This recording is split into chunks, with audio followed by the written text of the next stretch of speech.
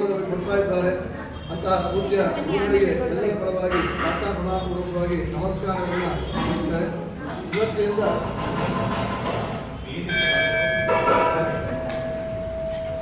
ಅದರಂತೆ ಶ್ರೀನಿವಾಸರನ್ನ ತಿಳಿಸ್ತಕ್ಕಂತಹ ಆದಿನಾಥ ಗುರುಗಳು ತಿಳಿರ್ತಕ್ಕಂತಹ ಅಪೂರ್ವ ಮಂತ್ರವನ್ನು ಗುರುಗಳು ಉಪದೇಶಿಸ್ತಾ ಇದ್ದಾರೆ. ಗುರುಗಳಿಂದ ಅಪರೇಷನ್ ಪಡೆದು ಅವರನ್ನು ಧನ್ಯರಾಗೋಣ ಅಂತ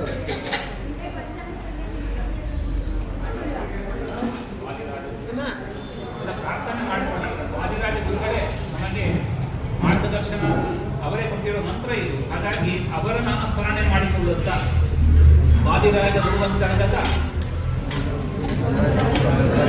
ಹಯಗ್ರೀವಾಯ ನಮಃ ನಾವು ಹೇಳ್ತೇವೆ. ಶ್ಲೋಕ ರೂಪದಲ್ಲಿರುವಂತದ್ದು ಒಮ್ಮೆ ಹೇಳಿ ಅರ್ಥ ಹಿಂದೆ ಒಂದ್ಸಲ ಹೇಳಿದ್ವಿ. ಆನಂದ ತೀರ್ಥ ವರದೆ ದಾನವಾರಣ್ಯ ಪಾವಕೆ ಜ್ಞಾನದಾಯಿನಿ ಸರ್ವೇಶೆ ಶ್ರೀನಿವಾಸೇಸ್ತು ಮೇ ಮನಃ. ಸಾಕು.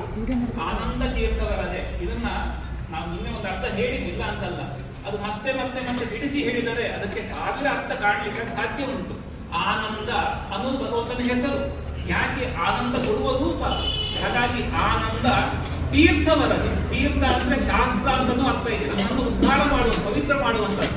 ನಾಮಸ್ಮರಣೆ ಮಾಡಿದರೆ ಸಾಕು ನಮ್ಮನ್ನು ಪವಿತ್ರ ಮಾಡ್ತದೆ. ಆನಂದ ತೀರ್ಥ ವರದ. ವರ ಅನ್ನೋದಕ್ಕೆ, ವರದ ಅನ್ನೋದಕ್ಕೆ ವರವನ್ನು ಕೊಡುವುದು ಒಂದು ಅರ್ಥ ಇದೆ.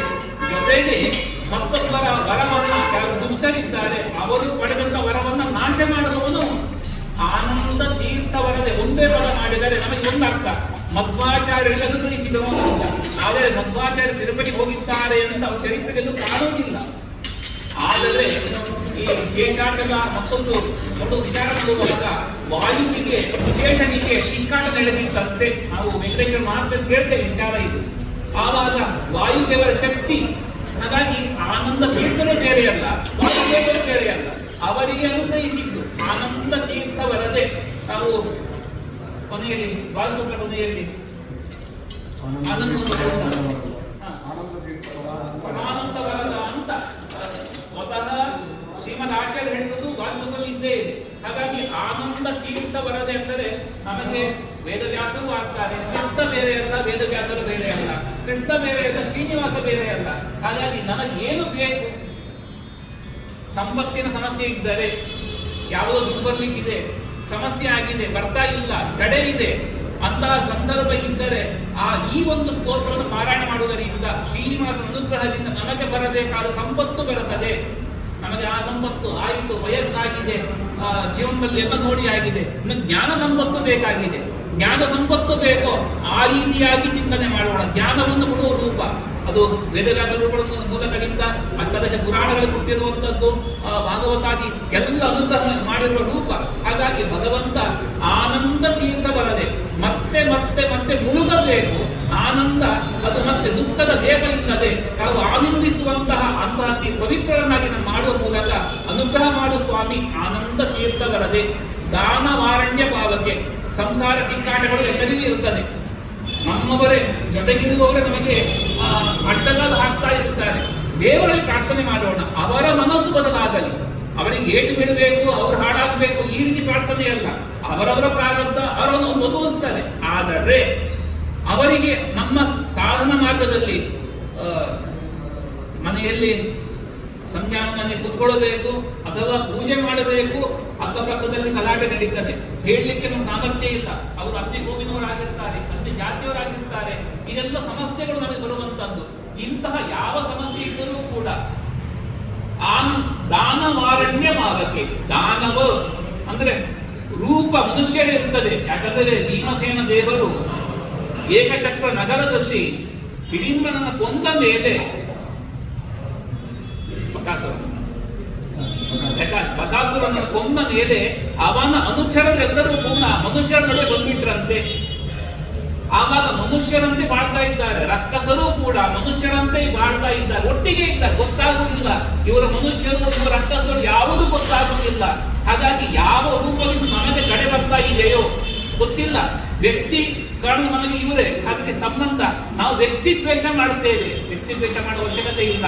ನಮ್ಮ ಸಾಧನೆಗೆ ತಡೆ ಬರುವಂಥದ್ದು, ನಮ್ಮ ಕಷ್ಟ ಬರುವಂಥದ್ದು, ಕಾಯಿಲೆ ಬರುವಂಥದ್ದು ಎಲ್ಲದೂ ಕಾರಣ ಪಾಪ. ಅದೇ ದಾನವರು. ಆ ದಾನವರೆಂಬ ಅರಣ್ಯ ಚೆನ್ನಾಗಿ ನಾವು ಮಾಡಿರುವಂಥ ದೊಡ್ಡ ದೊಡ್ಡ ಗಂಟುಗಳಿದೆ.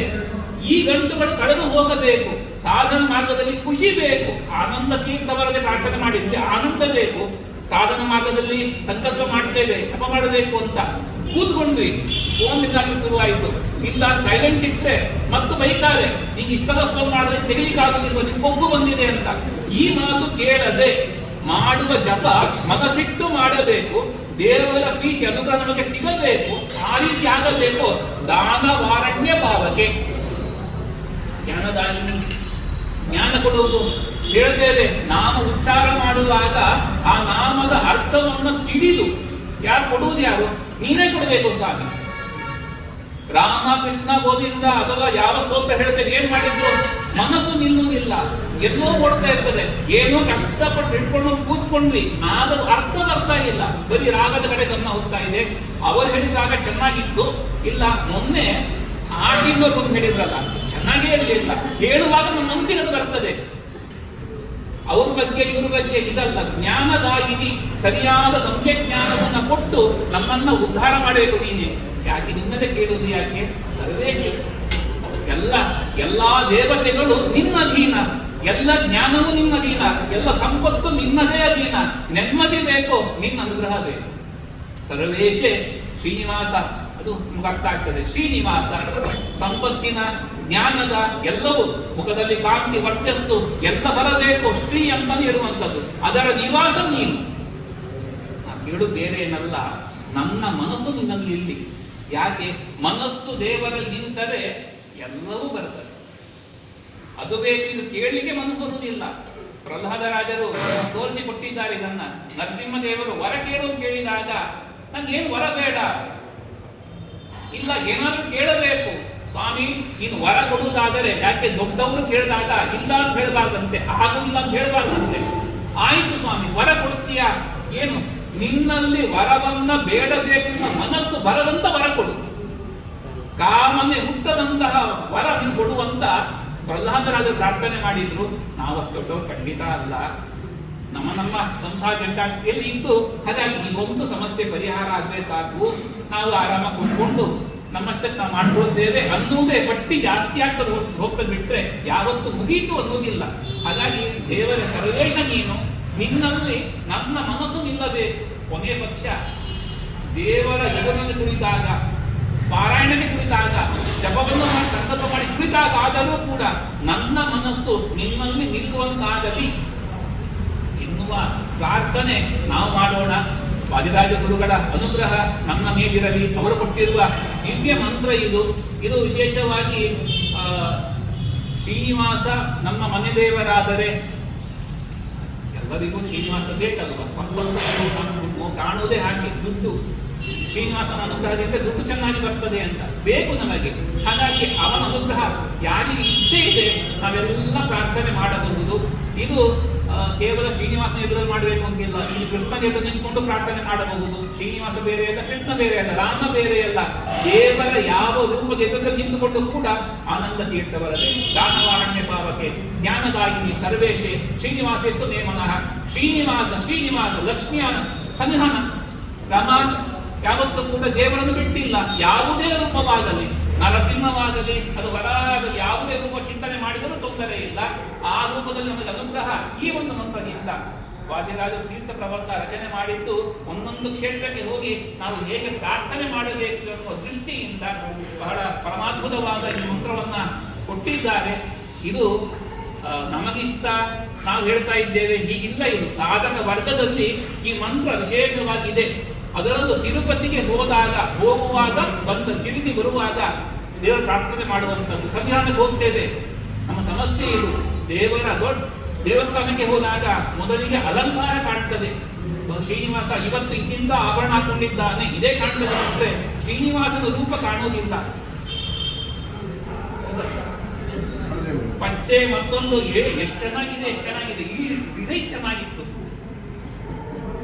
ಇಲ್ಲಿ ಇಲ್ಲಿ ಜೀವದಷ್ಟೇ ಆಗ್ತಾ ಇದೆ. ಈ ರೀತಿ ನಮಗೆ ಹೋದಾಗ ದೇವರಲ್ಲಿ ಜ್ಞಾನ ಬರಬೇಕು, ಮನಸ್ಸು ನಿಲ್ಲಬೇಕು. ಹಾಗಾಗಿ ಅವರಿಗೆ ಬೇಕಾಗಿರಲಿಲ್ಲ. ವಾದಿರಾಜರು ನಿತ್ಯದಲ್ಲಿ ಆ ದೇವರನ್ನ ಆರಾಧನೆ ಮಾಡಿ ಅನುಗ್ರಹ ಸಂಪಾದನೆ ಮಾಡಿಕೊಟ್ಟವರು. ಆದರೆ ನಮ್ಮಂತ ಪಾಮರರಿಗೆ ಮಾರ್ಗದರ್ಶನ ಮಾಡುವಂಥದ್ದು ದೊಡ್ಡ ಕಾರುಣ್ಯ ಇದೆ. ಹಾಗಾಗಿ ಆನಂದ ತೀರ್ಥವರದೆ ದಾನ ವಾರಣ್ಯ ಪಾವಕೆ ಜ್ಞಾನದಾಯಿನಿ ಸರ್ವೇಶೆ ಶ್ರೀನಿವಾಸೇಷ್ಟು ಮೇ ಮನಃ.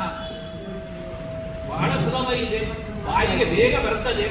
ಹಾಗಾಗಿ ಎಲ್ಲರೂ ಅಭ್ಯಾಸ ಮಾಡಿ ಸಂಖ್ಯೆ ಇಷ್ಟು ಅಂತ ಅಂದ್ಕೊಂಡಿದ್ದ ಟಾರ್ಗೆಟ್, ನಾವೆಲ್ಲ ಅದನ್ನು ಮೀರಿಸಿ ಮಾಡೋಣ, ಜಾಸ್ತಿ ಮಾಡೋಣ. ಯಾಕೆ? ಶ್ರೀನಿವಾಸರ ಅನುಗ್ರಹ ಎಲ್ಲರಿಗೂ ಬೇಕು. ಹಾಗಾಗಿ ಕೃಷ್ಣ ಮಂತ್ರ ಎಲ್ಲ ಮಾಡಿದ್ದು ಒಂದು ಹಂತಕ್ಕಾಯಿತು. ಆದ್ರೆ ನಮಗನಿಸ್ತದೆ ರತಿಯವರೇ, ಇದು ಟಾರ್ಗೆಟ್ ಮೀರಿ ಹೋಗ್ತದೆ. ಆದ್ರೆ ಪ್ರಚಾರ ಸರಿಯಾಗಿ ಆದ್ರೆ ಶ್ರೀನಿವಾಸ ಅನುಗ್ರಹಕ್ಕೆ ಸತ್ಯವಾದ ಮಂತ್ರ ಅನ್ನೋದಂತ ಸ್ವಲ್ಪ ಹಾಕಿದ್ರು ಸಾಕು. ಯಾಕೆ ತಿರುಪತಿ ಈಗ ವ್ಯಾಪಾರ ಮಾಡುವವರು ಇರ್ತದೆ, ಶ್ರೀನಿವಾಸನನ್ನ ಪಾರ್ಟ್ನರ್ ಮಾಡ್ಕೊಳ್ತಾರಂತೆ. ಯಾವ ರೀತಿ ಅಂದ್ರೆ ನಮ್ 100 ರೂಪಾಯಿ ಬಂದ್ರೆ 1 ರೂಪಾಯಿ ನಿಮಗೆ ಸ್ವಾಮಿ ಅಂತ. ಇದು ಒಂದಿದೆ, ಪಾರ್ಟ್ನರ್ ಮಾಡ್ಕೊಳ್ಬೇಕು. ಯಾರು ಕೈ ಕೊಡದಿರುವವರು ಶ್ರೀನಿವಾಸನನ್ನ ಪಾರ್ಟ್ನರ್ ಮಾಡ್ಕೊಂಡ್ರೆ ಅವ್ರ ವ್ಯಾಪಾರ ಚೆನ್ನಾಗಾಗ್ತದೆ ಅನ್ನುವಂಥದ್ದು ಇದು ವ್ಯವಹಾರ ಕ್ಷೇತ್ರದಲ್ಲಿ ಇದೆ. ಹಾಗಾಗಿ ಆ ಶ್ರೀನಿವಾಸನ ಪ್ರಾರ್ಥನೆ, ನಮ್ಮ ವ್ಯಾಪಾರ ಚೆನ್ನಾಗಾಗಬೇಕು ಶ್ರೀನಿವಾಸ.